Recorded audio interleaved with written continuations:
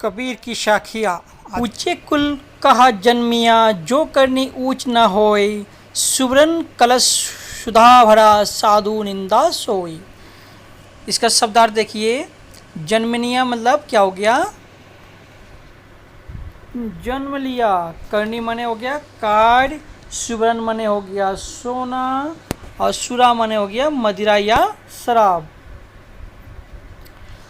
ये इसका शब्दार्थ हो गया। अब इसके प्रसंग को देखते हैं। लिखा है, प्रस्तुत साखी आप सभी को पता है, प्रस्तुत साखी कबीरदास द्वारा रचित साखियों से ली गई है, जिसमें हमारी पाठ्य पुस्तक क्षितिज से संकलित है। इसमें कवि कौन है? कवि है कबीरदास जी। इसकी व्याख्या को देखते हैं। कबीरदास जी कहते हैं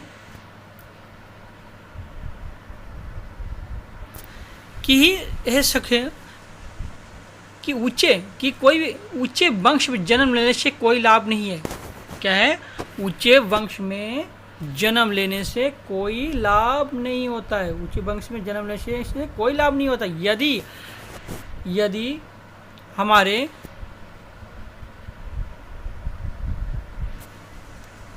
काम ऊंचे नहीं है, क्योंकि यदि सोने का कलश कहते हैं, यदि सोने का कलश का मदिरा से भरा हो तो सज्जन उसकी निंदा ही करते हैं।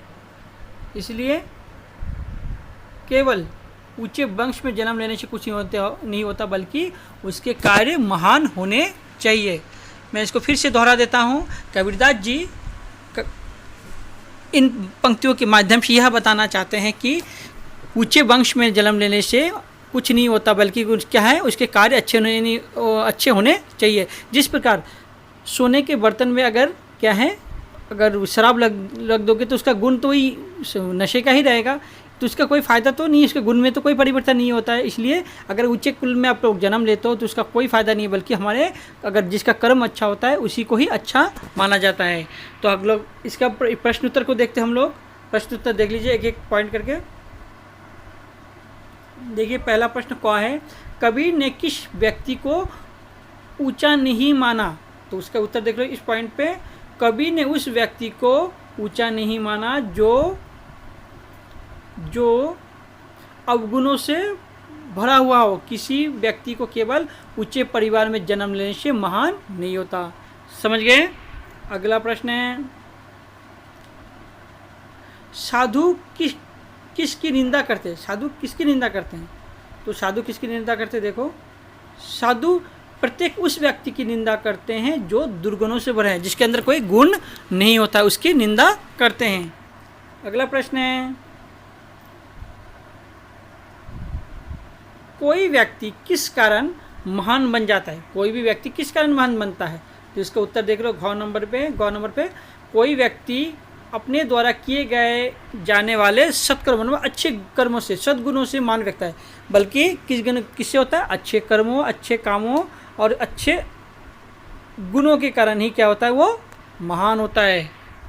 और बुरे गुणों से क्या होता है, उसको बुरा ही बनता है। अगला प्रश्न है,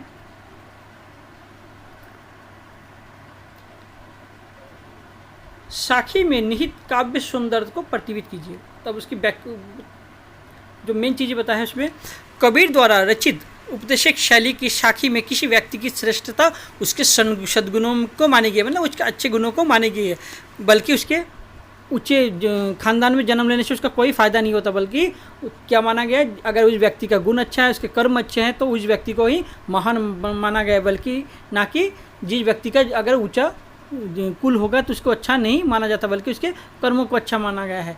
तो आज का टॉपिक ये 9th B का रहा। तो अगला टॉपिक अगले वीडियो में। धन्यवाद।